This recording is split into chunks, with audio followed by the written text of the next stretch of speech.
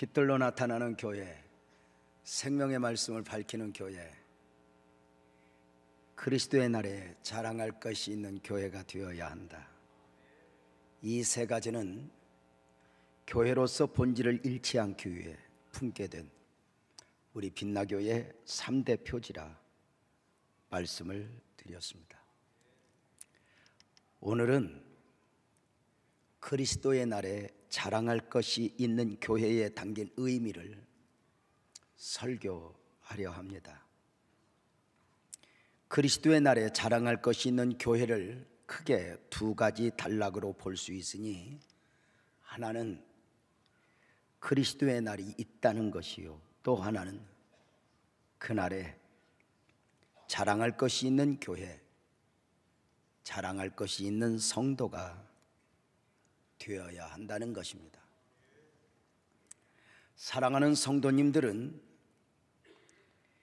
그리스도의 날이 있다는 말씀을 믿고 또 잘 이해하고 계실 줄 압니다. 그리스도의 날이 있다는 것이니 종말 곧 주님 다시 오실 재림의 날입니다. 지혜로운 신부가 잘 준비된 가운데 신랑을 맞아야 하듯, 신부된 교회가 의의 세마포 옷을 입고 신랑 되신 재림 예수를 맞아야 하는 것입니다.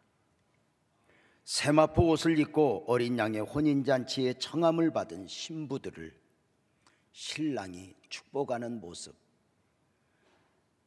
요한계시록 19장 7절 8절에 보여지고 있습니다. 우리가 즐거워하고 크게 기뻐하며 그에게 영광을 돌리세. 어린 양의 혼인 기약이 이르렀고 그의 아내가 자신을 준비하였으므로, 신부가 준비한 것이죠. 그에게 빛나고 깨끗한 세마포 옷을 입도록 허락하셨으니 이 세마포 옷은 성도들의 옳은 행실이로다 입니다. 여러분은 예수 그리스도로 말미암아 의의 세마포 옷을 입고 계십니까?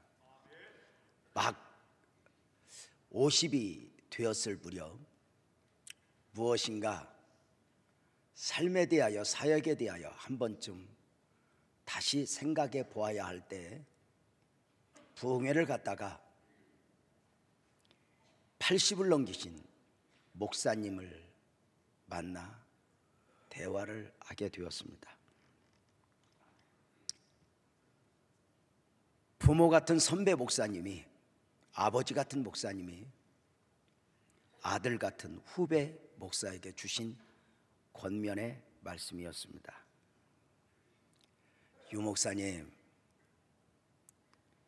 우리 모두가, 우리 성도들이 세마포 옷을 입고 주님을 만나야 하는데, 우리가 입고 있는 세마포 옷이 주님 앞에서 깨끗해야 할까요? 아니면 찢기고 상해 있어야 할까요? 하는 질문이었어요.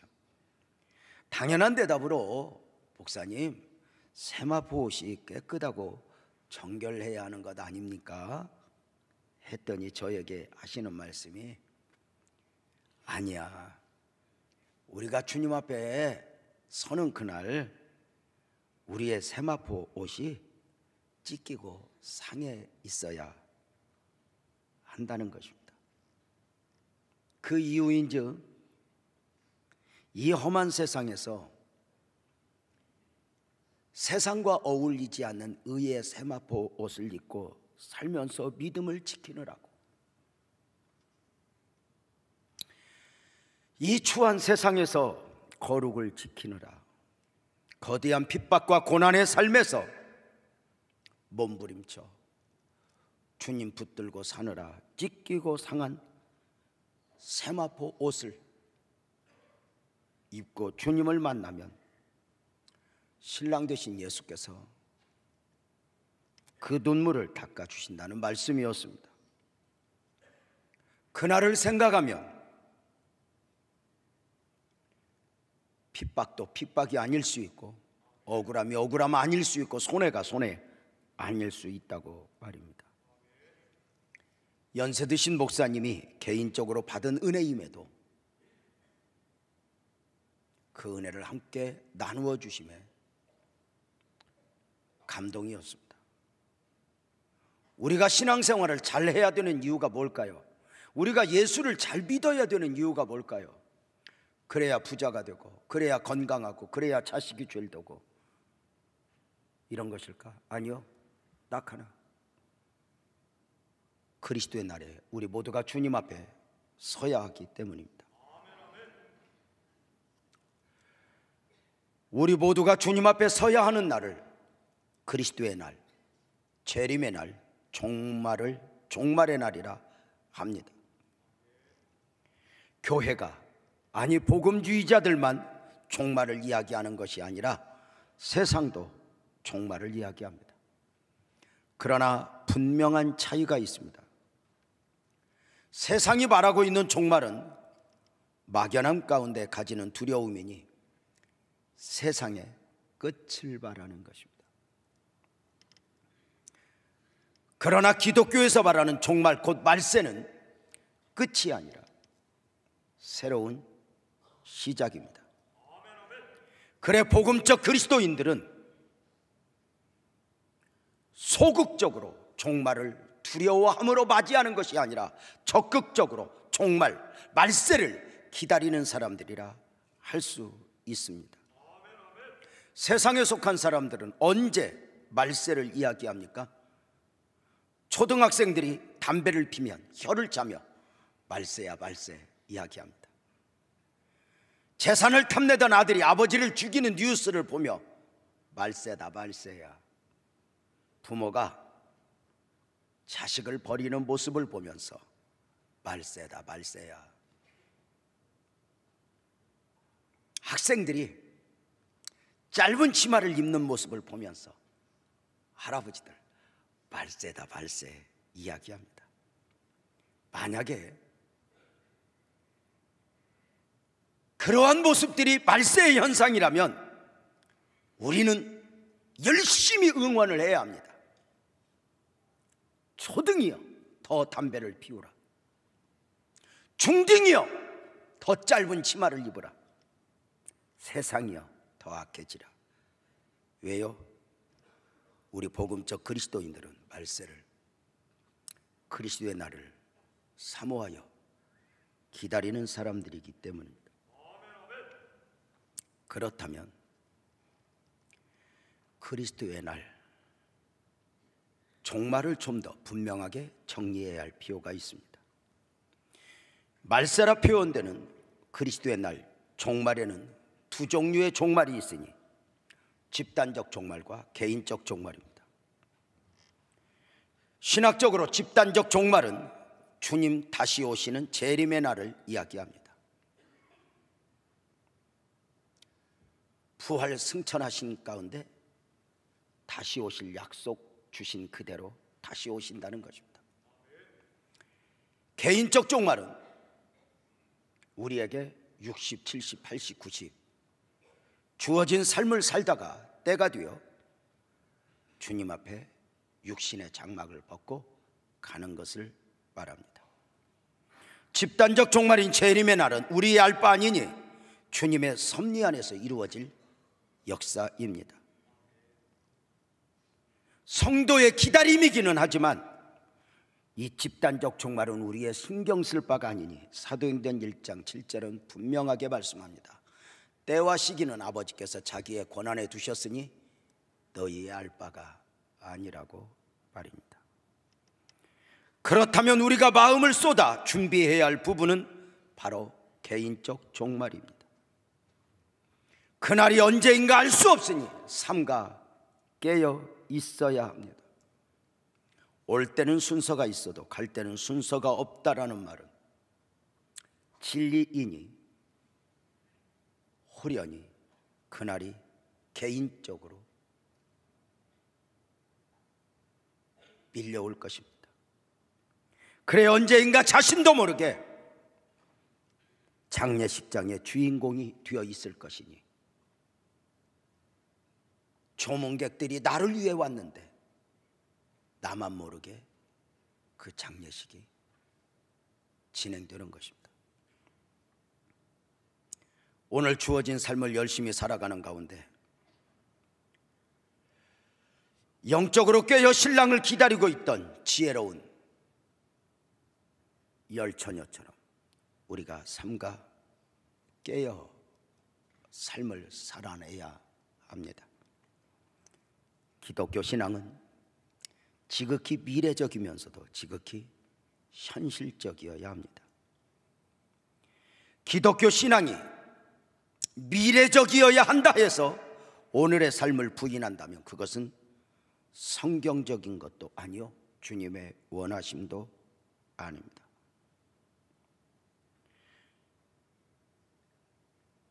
기독교의 영성은 수도원의 영성이 아니라 삶의 영성이라 이렇게 이야기합니다. 그래서 기독교 신앙을 단순히 신앙이라고 하지 않고 신앙생활이라고 이야기합니다. 당신의 삶은 묻습니다. 삶이 얼마나 중요한가?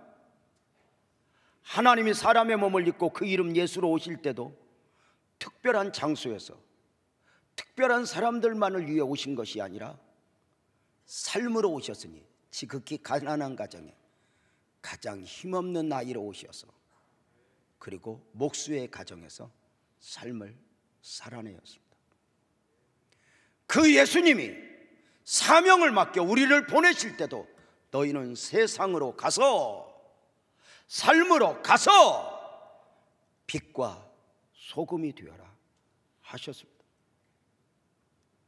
우리가 사모하는 그날 다시 오실 주님도 어떤 특별한 장소로 오시는 것이 아닙니다. 성경은 두 사람이 함께 밭을 매다가 한 사람은 가고 한 사람은 남게 될 것이라고 이야기합니다. 두 사람이 함께 맷돌 갈다가 한 사람은 가고 한 사람은 남게 될 것이라고 이야기합니다. 두 사람이 함께 잠을 자다가 한 사람은 가고 한 사람은 남게 될 것이라고 이야기합니다. 밭을 맨다, 맷돌 간다, 잠을 잔다, 삶입니다. 우리 주님 재림하심은 어떤 특별한 장소에 오시는 것이 아닙니다. 삶으로.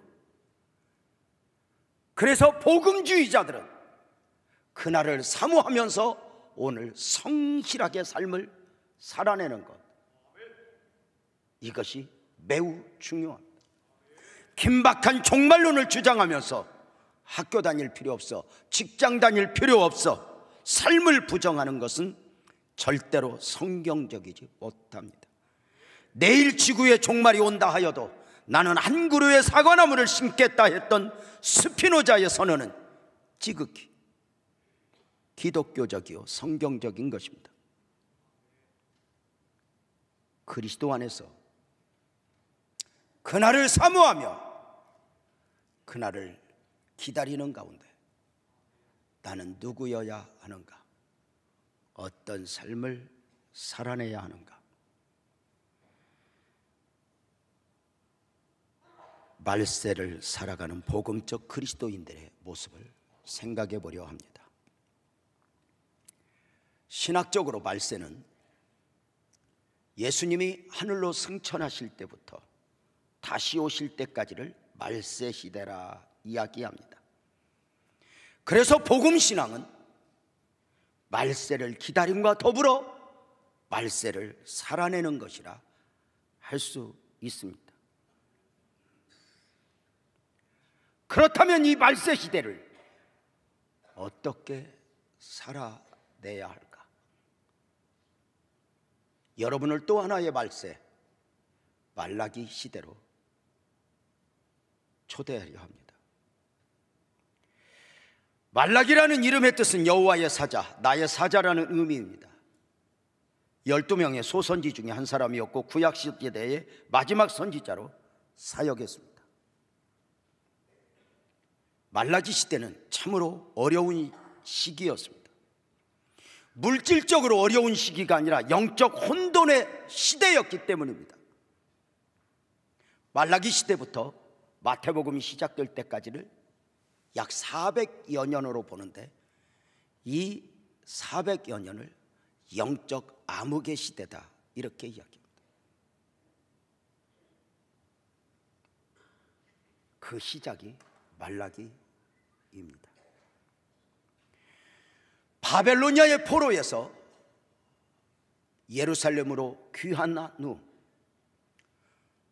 성벽을 다시 세우고 성전을 다시 세우면서 열심으로 하나님 앞에 삶을 살아냈던 제사장들과 백성들, 시간이 100여 년 정도 흐르면서 신앙이 나태해지기 시작했습니다.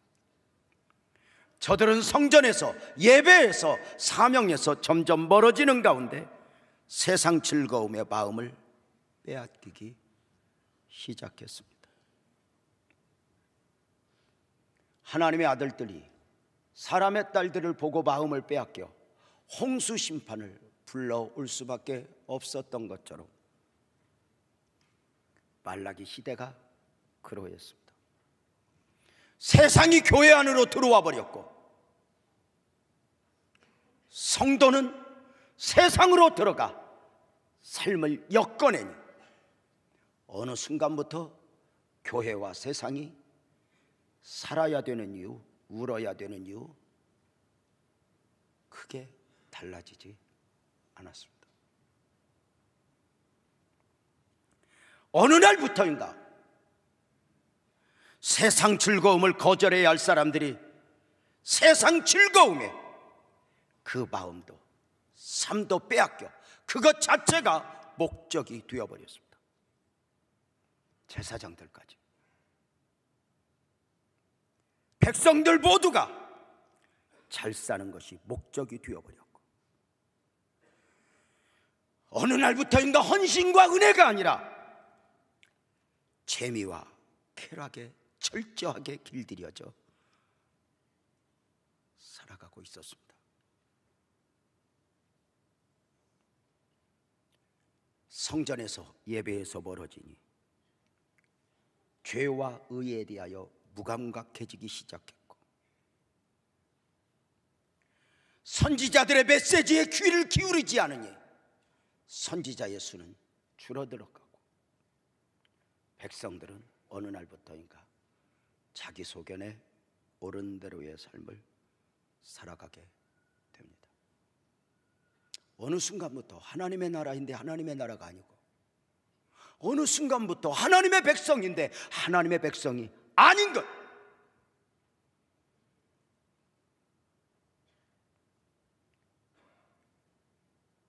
생각으로는 메시아 사상을, 메시아의 도래를 기다리고 있지만 삶으로는 메시아를 기다리지 않습니다.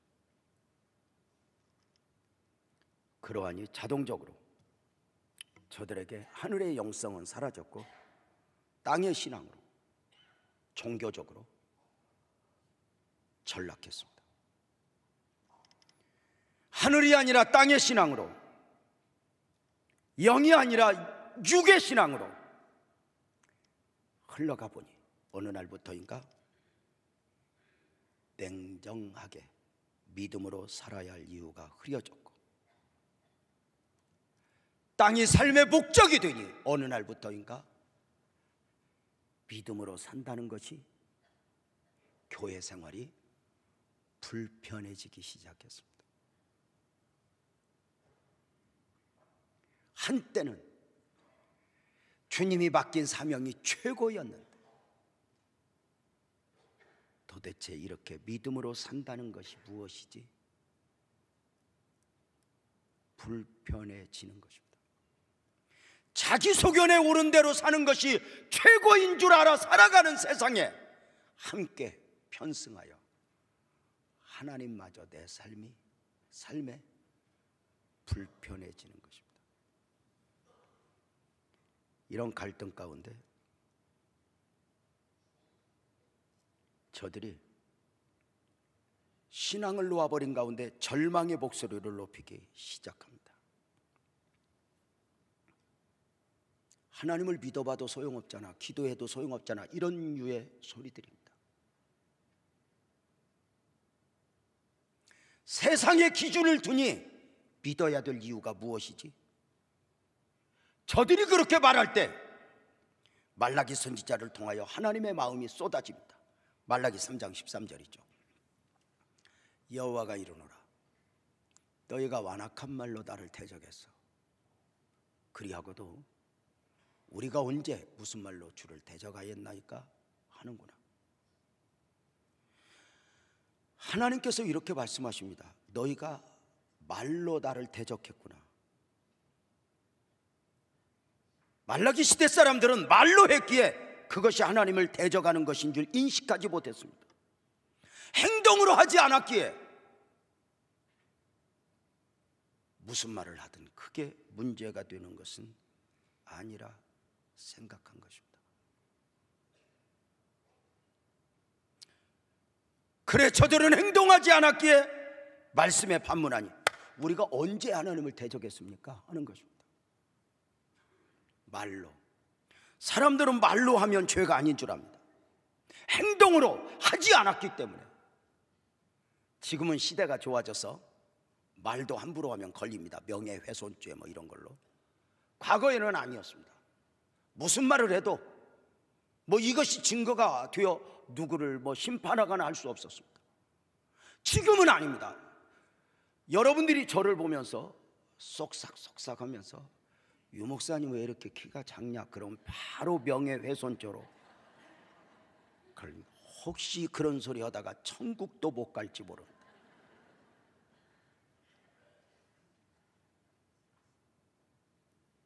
말로 하면 죄가 아닌 줄 압니다.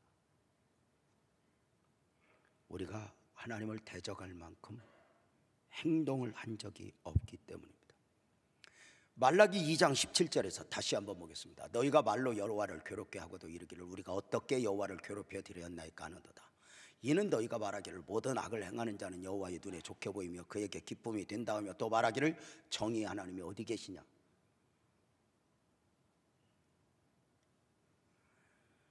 도대체 하나님이 뭐 하시는 거야? 악을 행하는 자가 아무 일 없어. 오히려 악을 행하는 자가 창성한, 이게 무슨 일이야? 하나님 없는 거 아니야? 저들은 원망 불평으로 쏟아놓을 때 이것이 죄라는 인식을 하지 않았다는 것입니다. 왜요? 하나는 행동으로 하지 않았기에, 하나님을 대적하지 않았다고. 또 하나는 하나님을 향하여 목소리를 높이지 않았기에 우리가 언제 하나님을 대적하였나이까 하는 거예요. 자기들끼리 했거든요. 야 김서방, 우리 하나님을 왜 믿어야 되냐? 우리가 하나님 믿어봐도 소용없는 거 아니야? 이렇게 말입니다. 자, 그런데 이것이 문제가 되었습니다. 행동으로 하지 않았지만 자기들끼리 했지만 하나님이 이렇게 말씀하십니다. 너희가 완악한 말로 나를 대적했구나. 무슨 의미일까요? 믿음이 아닌 거죠. 자, 제가 작년에 우리 성도들에게 말씀을 전하는 가운데 새롭게 제 마음에 그 광야의 영성을 이렇게 설교하는 가운데 말씀이 왔던 적이 있습니다. 광야 이스라엘 백성들의 원망 불평을 보면서 저들이 결국 가나안에 가지 못하게 됩니다. 아, 원망 불평이 문제가 되는구나. 말라기 시대 사람들도 같은 경우입니다. 그러다가 성경을 보면서 깜짝 놀라는 게 뭐죠? 하나님의 사람 모세도 원망했었고 다윗도 원망했었다는 거예요. 많은 하나님의 사람들도 오히려 원망했었다는 거예요.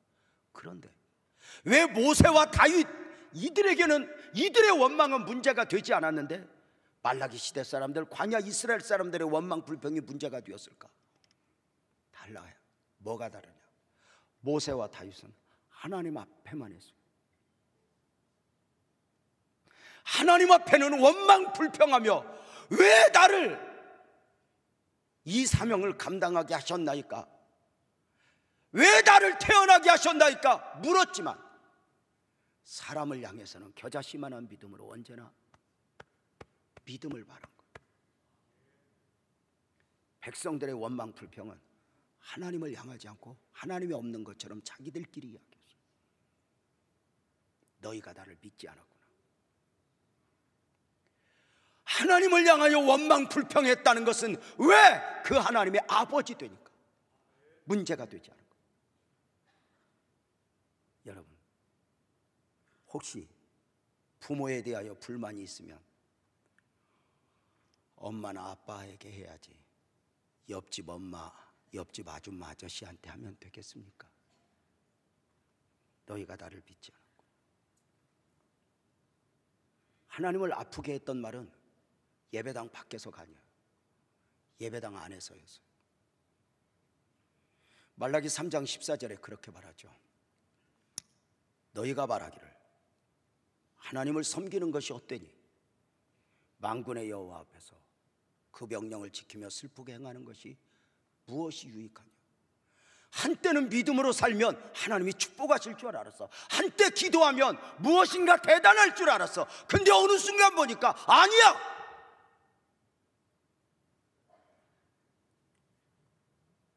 하나님을 섬기는 것이 어떠니? 열심히 기도하고 봉사하고 선교봐도 유익이 없다는 것이고, 명령을 지키며 주의를 지키고 11조를 하고 십계명을 지켜도 내게 무엇이 유익한가? 슬프게 행하는 것. 어느 날부터인가 예수 믿는 것이 슬프고 불편한 것이 되어버렸어요. 왜냐하면 세상이 얼마나 재미있는데, 세상이 얼마나 화려한데. 그래서 요즘에 이런 말이 있잖아요. 예수는 교회에서 믿고 재미는 세상에서 얻으라. 어느 날 교회마저도 재미를 추구하는 공동체가 되어가니 아픔이 아닐까? 무엇이 유익인가? 여러분, 예수 왜 믿어요? 손익계산을 따져 절에 가는 것보다 그래도 교회 가는 게 낫지 해서 오시는 것입니까? 기독교 복음신앙은 세상 기준으로 손익계산을 하게 되면 갈등에 빠질 수밖에 없습니다. 이 손익계산 안에서 제자들이 예수님을 떠나게 됩니다. 3년 넘게 그 예수님을 믿고 따랐지만 무엇이 유익한가입니다. 나에게 무엇이 얻어질 것인가? 아니올시다 하는 순간 가는 것입니다. 기독교 신앙의 진정한 가치는 바로 이 세상이 아닙니다. 누가 잘 믿었는가, 누가 잘 살았는가는 땅에서 결판나는 것이 아닙니다. 하늘에서입니다. 주님 앞에서입니다. 그래서 하늘을 놓아버리면 우리 신앙의 목적, 우리 믿음의 이유, 믿음으로 사는 삶의 이유에 하늘이 사라지면 바울 사도가 고린도전서 15장 19절에 뭐라고 이야기합니까?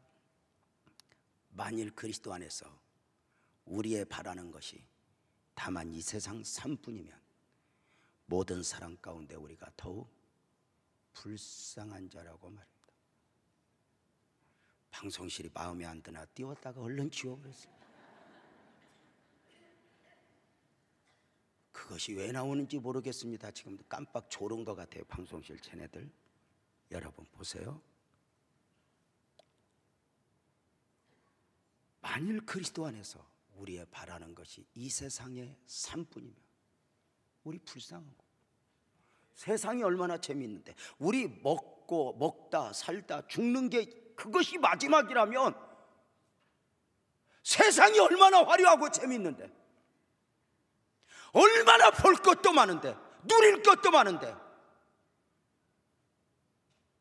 이렇게 살아? 만약에 하늘이 없다면 더욱 불쌍한 자다. 그날이 없으면. 말라기 시대 사람들은 메시아의 도래, 하늘의 영성을 상실한 가운데 오늘에 매이기 시작했고 땅과 세상에 매이기 시작했습니다. 저들의 목소리를 계속 들어보면 말라기 3장 15절에 이렇게 말합니다. 지금 우리는 교만한 자가 복되며 악을 행하는 자가 번성하며 하나님을 시험하는 자가 화를 면한다 하노라.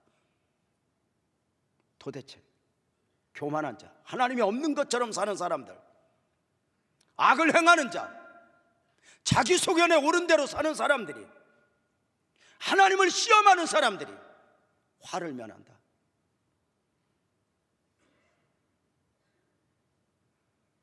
이런 모습 가운데 믿음으로 산다는 게 쉽지 않은 거예요.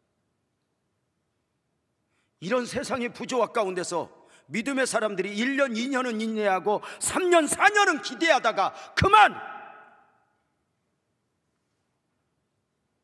갈등에, 딜레마에 빠져버려요. 하나님이 아무것도 못하는 것 같아요.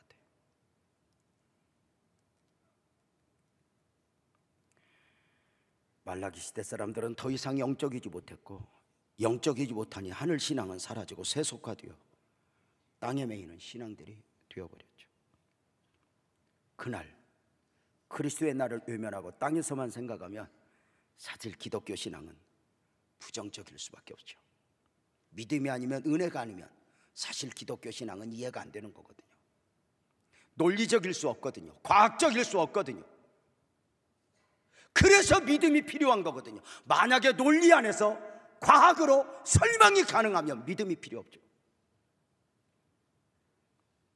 놀라운 것은 이 영적 혼돈의 시대에 믿음을 지키는 사람들이 있었다는 것이죠. 그날 그리스도의 나를 믿고 사모하며 삶을 살아낸 사람들, 보여지는 세상의 화려한 가운데서 처절하게 믿음을 지켜냈던 사람들, 눈에는 아무 증거 보이지 않지만, 삶에는 아무 역사 일어나지 않지만 언젠가 받았던 말씀을 붙잡고 그 말씀을 붙들고 소망의 끈을 놓아버리지 않았던 믿음의 사람들, 세상의 시각으로 보면 바보 중에 상바보들,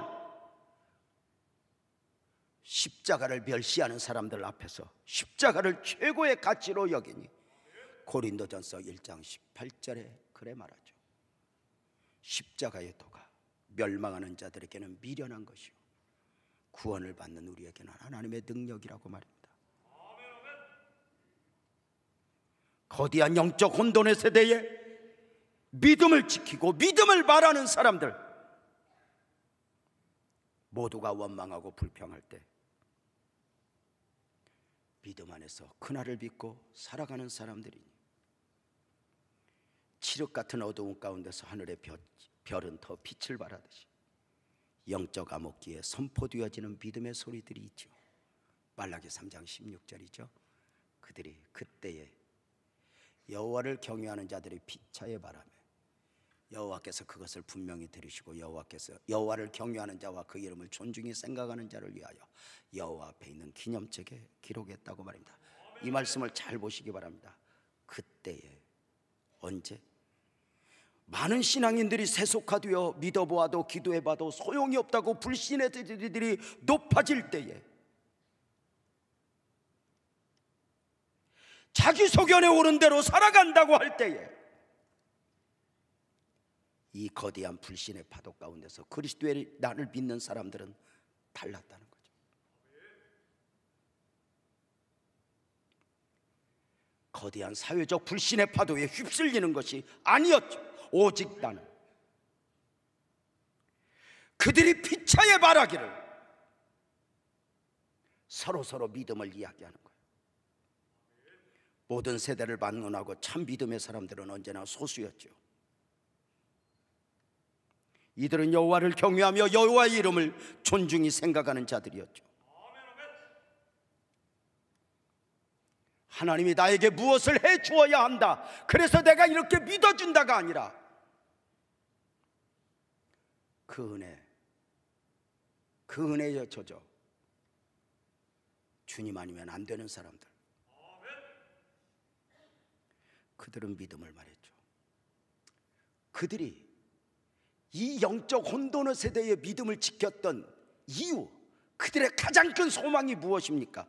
말라기 3장 16절을 다시 보면 이 말씀이 나옵니다. 그때 여호와를 경외하는 자들이 피차에 바라며 여호와께서 그것을 분명히 들으시고 여호와를 경외하는 자와 그 이름을 존중히 생각하는 자를 위하여 여호와 앞에 있는 기념책에 기록하셨느니라. 보십시오. 지금은 믿는 사람, 안 믿는 사람, 잘 믿는 사람, 대강 믿는 사람 구분이 되지는 않지만 언젠가 분명히 양과 염소, 의인과 악인 주님이 구별하실 거야. 그런데 그날을 위해서 여호와 앞에 있는 기념책에 우리의 이름을 기록하셨다고 말입니다. 하나님의 결국을 믿는 영성이죠. 언젠가 눈물을 닦아주실 것을 믿는 것이죠. 여호와의 기념책, 내 이름이 기록된, 신앙으로 몸부림치는 사람들의 이름을 기록한 그 기념책이 무엇을 말하는가? 말라기 시대 사람들이 믿었던 기념책은 요한계시록 3장 5절에 나오는 생명책이죠. 이기는 자는 이와 같이 흰옷을 입을 것이요, 세마포죠. 내가 그 이름을 생명책에서 결코 지우지 아니하고. 여러분, 이 생명책에 우리의 이름이 기록되어 있다. 어떻게? 바울 사도가 동역자들을 위로할 때 빌립보서 4장 3절에서 이렇게 위로하죠.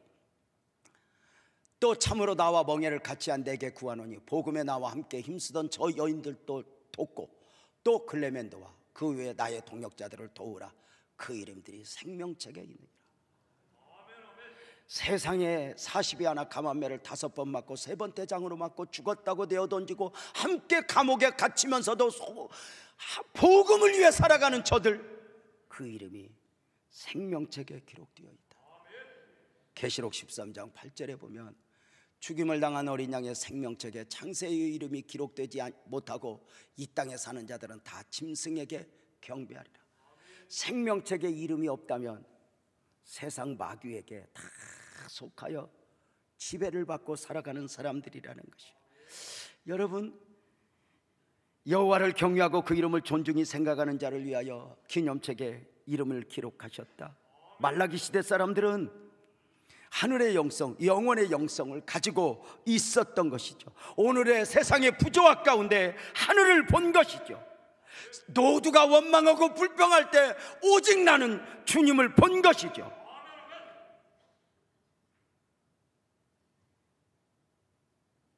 누가 잘 믿었는가? 결국은 주님 앞에서 결판이 날 것입니다. 빌립보서 3장 20절에 있는 대로 우리는 하늘의 시민권을 가진 사람으로서 땅에 살지만 하늘을 소망하며 그렇게 달려가는가? 믿음을 지켜야 될 이유, 바닥에 기면서도 온갖 핍박과 고난 가운데서도 오직 믿음이어야 하는 이유는 딱 하나, 하늘이었습니다. 그 하늘을 믿기에 바울 사도도 그 험한 길을 걸어냈고 스데반이 순교를 당하면서도 절대로 문제가 되지 않았죠. 사랑하는 여러분, 이 하늘 천국이야말로 하나님이 사람의 몸을 입고 그 이름 예수로 오셔야 할 이유였고, 하늘 천국이야말로 그 예수님이 고난받으시고 죽으셔야 할 이유였죠. 만약에 하늘 천국이 아니라면, 사람들이 원하는 이 땅의 유토피아가 소망이고 결국이라면 하나님이 사람의 몸을 입고 오셔야 할 이유도, 고난받아야 될 이유도, 죽어야 할 이유도 없죠. 하늘이 있는가? 여러분은 어떠세요? 하늘이 가슴속에 있는가? 하늘이 없다면 사실 기독교 신앙은 그 근본적 뿌리가 의미가 없어지거든요. 하늘이 없다면 이 성경은 절대로 해답이 될 수가 없거든요. 제가 목사가 되기 전 전도사로 사역을 할 때 제자들과 더불어 한참 성경 공부에 마음을 쏟았던 적이 있습니다. 성경 공부를 얼마나 열심히 했냐면 저녁반은 그만두고 새벽반까지 만들어서 이렇게 성경을 배우고 가라고 했을 때입니다. 한 번은 어느 토요일 제자들과 더불어 성경을 공부할 때입니다.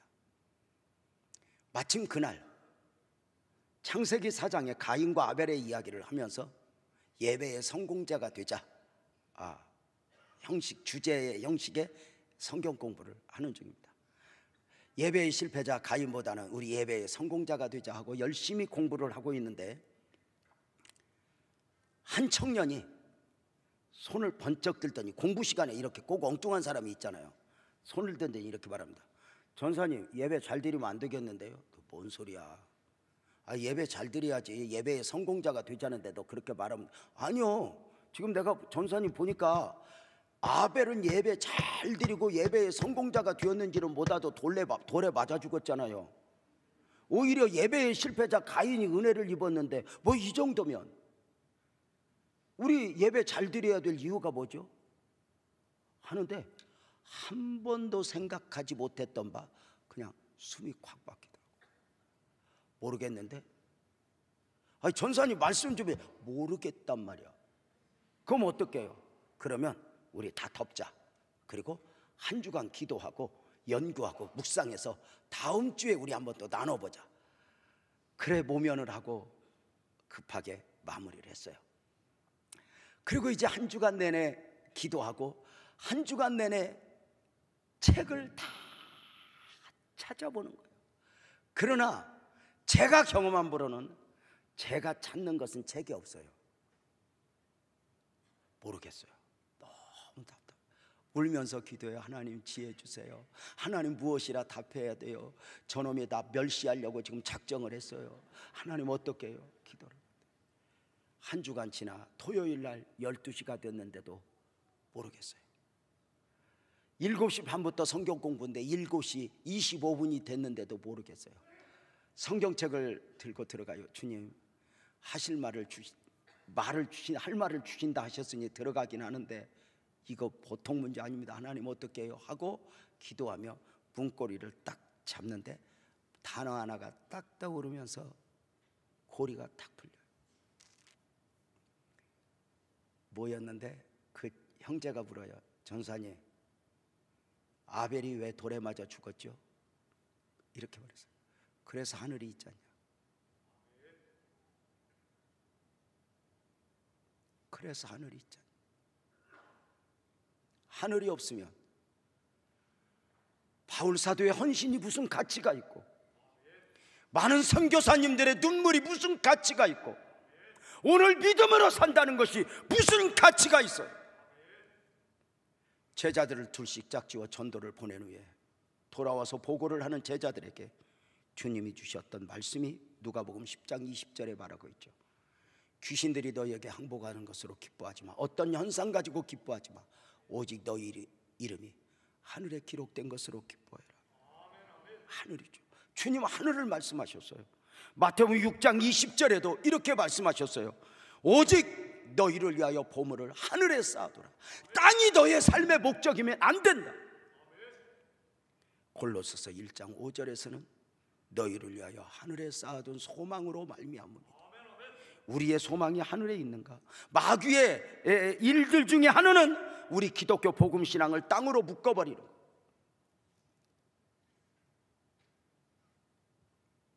신앙인데 참 신앙이 아니게 마귀의 장난이죠. 신앙이 아무리 좋아 보여도 그 믿음의 증거를 땅에서 찾으려면 지쳐버리죠. 왜 예수를 믿어야 하는가? 땅에서만 생각하나 육만 생각하면 사실 만약에 하늘이 없다면 땅만 생각하면서 대통령이 의무적으로 백성들에게 종교를 하나 선택을 하면 저는 절에 다닙니다. 왜냐하면 절은 안 가도 되니까. 교회는 빠지면 전화합니다. 신방 갑니다.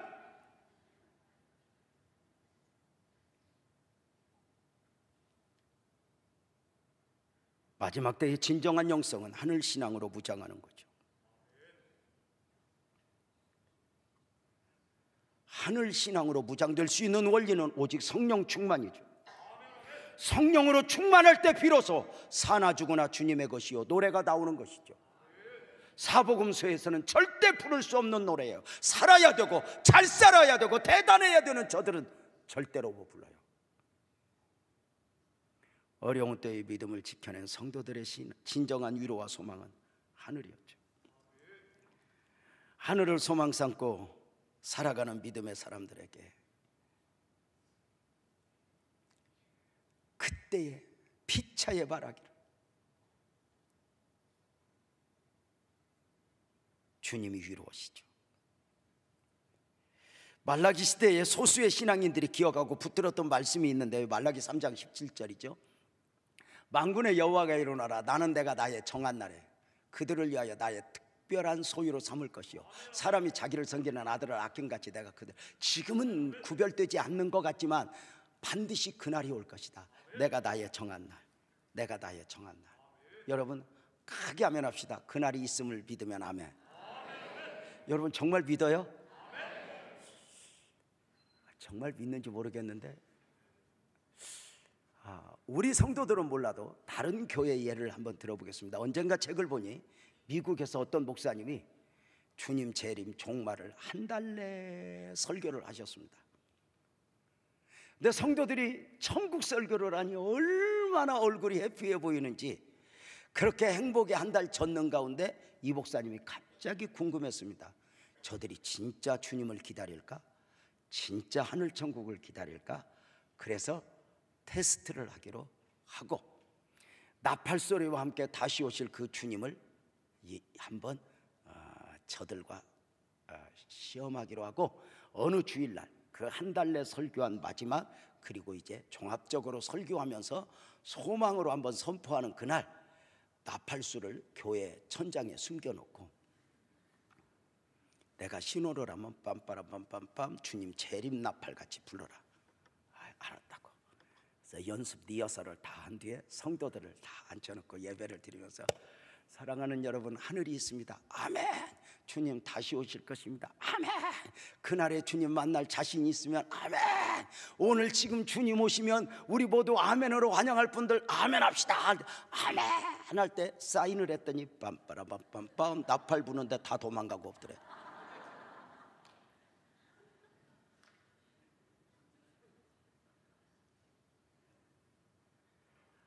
이 땅의 그리스도인으로서 살아가는 삶이 뭐예요? 그날을 조금씩 맛보아요. 그날의 기쁨, 그날의 감격을 때로는 응답의 날, 때로는 또 은혜의 날 그 맛을 보는 거예요. 그 맛을 때로는 믿음 지키고 울고 아팠는데 어느 순간 주님이 만져주는 것이죠. 우리 교회 역사 잘 아시죠? 우리 교회가 처음 성전을 건축하려고 땅을 매입했다가 문제가 생기며 사기를 당하고 땅도 돈도 다 날려 빚만 잔뜩 남은 상태가 되었어요. 근데 이게 하나님의 일인데도요 제가 아직 멀었나 봐요. 우리 교회가 지어져야 할 자리에 다른 교회가 지어져 있으니 얼마나 볼 때마다 속상한지 그 앞에 지나갈 때마다 그 교회를 안 보고 이렇게 가요. 내가 아직도 멀었나 보다. 아직도 멀었나 보다. 그래요. 안산 동산교회 김인중 목사님하고 이야기를 하면서 내가 그 이야기를 했어요. 목사님 내가 아직도 목사인데 속물근성이 꽉 찼어. 하나님의 교회인데 지어졌으면 감사해야 되는데 왜 나는 가면서 속상해서 안 쳐다볼까? 그냥 나는 눈물이 나 안 쳐다봐. 그랬더니 김인중 목사님이 그러더라고. 뭐하러 그리 가냐 돌아가지 이렇게. 그렇게 서러움의 눈물을 흘리다가 어느 날 하나님이 지금 성전 이 부지를 우리에게 주신 거예요. 2316평 8차선 대로변 3면이 도로인 이 땅을 하나님이 우리에게 주신 그날 계약을 하고 장로님과 더불어 장로님 우리 그 땅 한번 가보자. 그리고 이 땅 허허 벌판일 때 이 땅에 왔더니 연락을 개인적으로 하지 않았는데 우리 성도들 5, 60명이 와서 이 땅에서 춤을 추고 있었어요.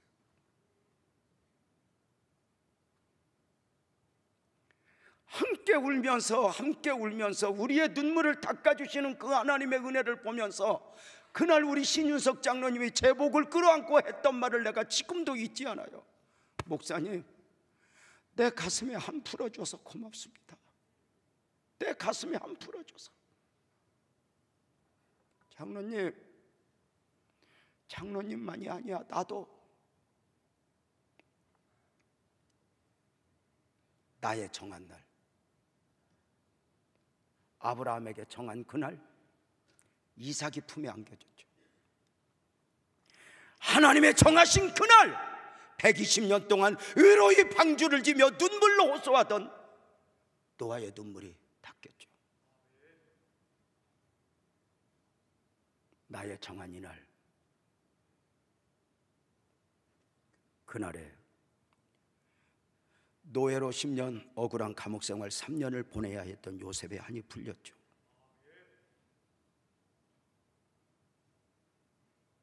나의 정한 그날, 말라기 시대의 소수의 사람들이 소망했던 날이었죠. 하나님은 언제까지나 잠잠하신 분이 아니었죠. 하나님이 정하신 날에 믿음을 지킨 성도들을 따로 분명하게 구별할 것이라고 말씀하셨죠. 그리스도의 날에 자랑할 것이 있는 교회와 성도, 그날을 믿고 땅에서 충성하고 하늘의 상급을 받는 성도가 되자는 것이죠. 우리가 이 땅에서 인정을 받는 것도 중요하지만 하늘에서 인정을 받는 교회가 되자는 거죠. 땅에서 축복을 받고 간증하는 것도 귀하지만 하늘에서 간증하는 성도가 되는 것이죠. 종종 이런 말을 하잖아요.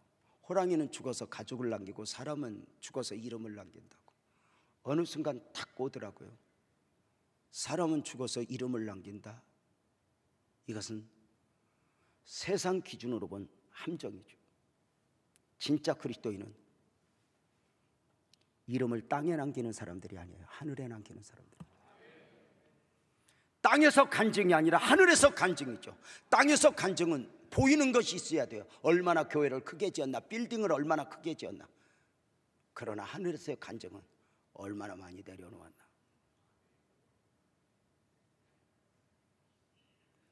그리스도의 날에 자랑할 것이 있어야 된다. 여러분 어때요? 여러분은 주님 앞에 무엇을 자랑할래요? 자랑할 수 있을까? 개인적으로 설교 준비하다 나는 무엇을 자랑할까 생각을 했어요. 주님, 나 목사로서요 성전 건축했어요. 이때 주님이 그러시는 것 같아요. 그거 네가 안 하고 내가 했는데 무엇을 자랑하지? 결론은 딱 하나더라고요. 다죄뿐입니다. 아하, 지금만 보혈공로 은혜가 필요한 게 아니라 주님 앞에 서는 그날도 그 은혜가 필요합니다. 무엇인가 내가 깨끗해서 의의 세마포를 입은 거 아니라 주님이 은혜로 입혀준 거예요. 그날 서는 것도 주님이 주신 은혜이지 내 자격이 아닌 거예요. 그러면 자랑이 뭘까? 그리스도의 날의 자랑은 뭘까? 우리 함께 피차 서로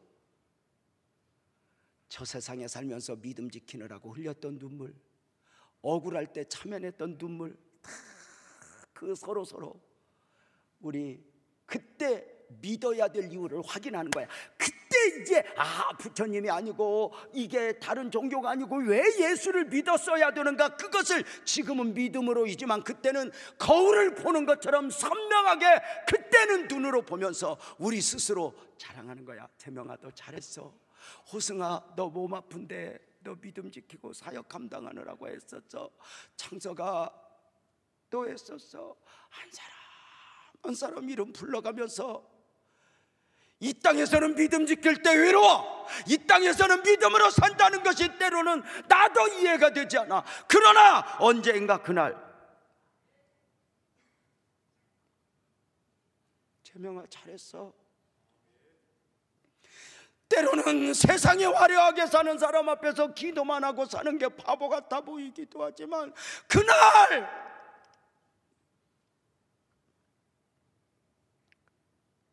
그리스도의 날에 눈앞에 펼쳐진 천국에서 우리의 눈물을 닦아주시는 주의 은혜를 가슴에 안고 우리는 그날 바라게 될 거예요. 하늘나라 가면 두 가지 질문을 한대.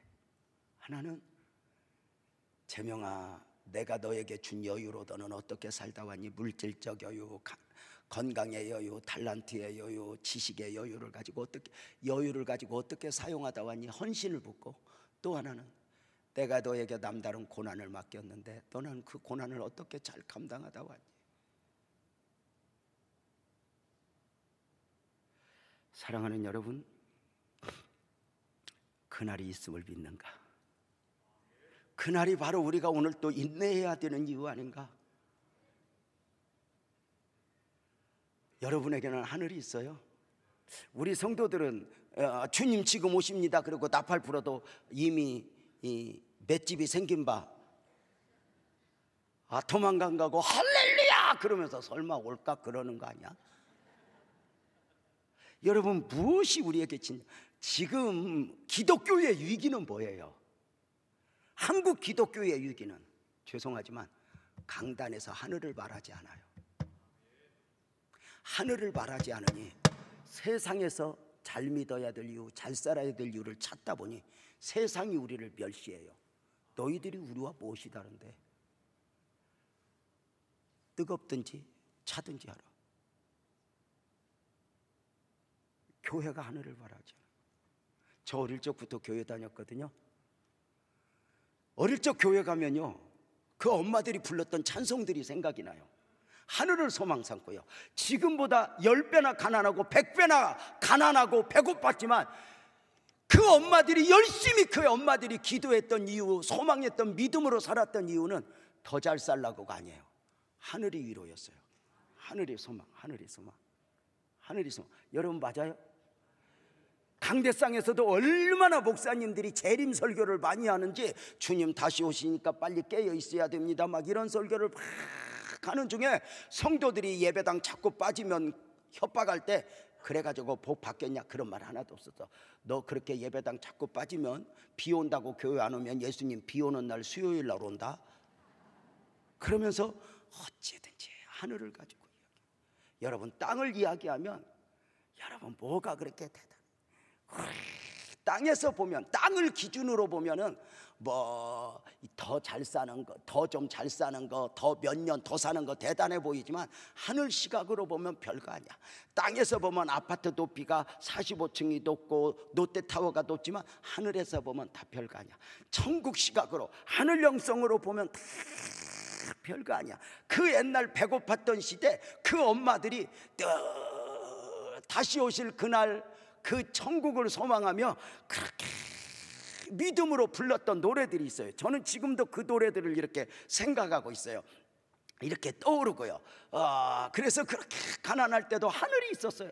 그래서 그 어려울 때 믿음을 지킨 거예요. 핍박을 당하면서 망치로 맞으면서도 믿음을 지켰죠. 하늘밖에 없었어요. 하늘. 그래서 하늘 뭐 반드시 내가 너를 축복하리라, 물론 이런 찬송도 좋지만 그 현세에 누릴 은혜보다는 하늘, 그 엄마들이 불렀던 노래들, 이 세상은 나그네 길 나는 다만 나그네, 나의 집은 저 하늘 저 너머 있고, 천사들은 하늘에서 나로라고 부르니 나는요 이 땅에 있을 마음 없어요. 이 세상 나의 집이 아니요, 우리 구주 머지않아 다시 오실 때 천사들은 하늘에서 나로라고 부르니 나는요 이 땅에 있을 마음 없어. 2절, 이 세상은 고독 불안 슬픔 괴롭는 세상, 나의 주님 의지할 것밖에 없어요.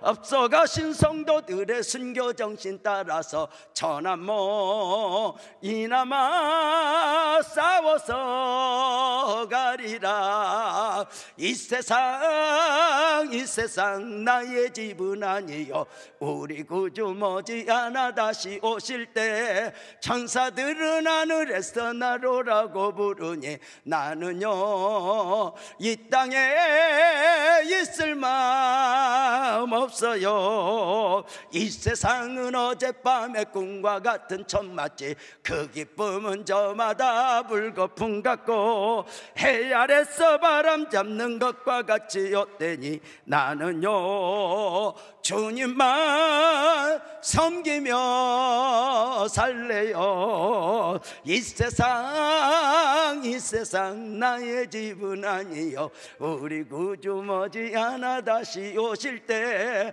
천사들은 하늘에서 나로라고 부르니 나는요 이 땅에 있을 마음 없어요. 저는 이 천국 찬송을 하면 나는 여러분의 표정이 천국같이 밝아질 줄 알았어. 그런데 여러분의 표정이 밝아지지 않는 걸 보니 무슨 일이 있는 것 같아. 그래서 여러분 스타일로 그 엄마들 노래를 하나 더 해볼게요. 손양원 목사님이 순교하기 전에 눈물로 작사했던 그 주님 나라를 소망하며 또 불렀던 노래 아세요? 낮에나 밤에나 눈물 머금고 내 주님 오시기만 고대합니다.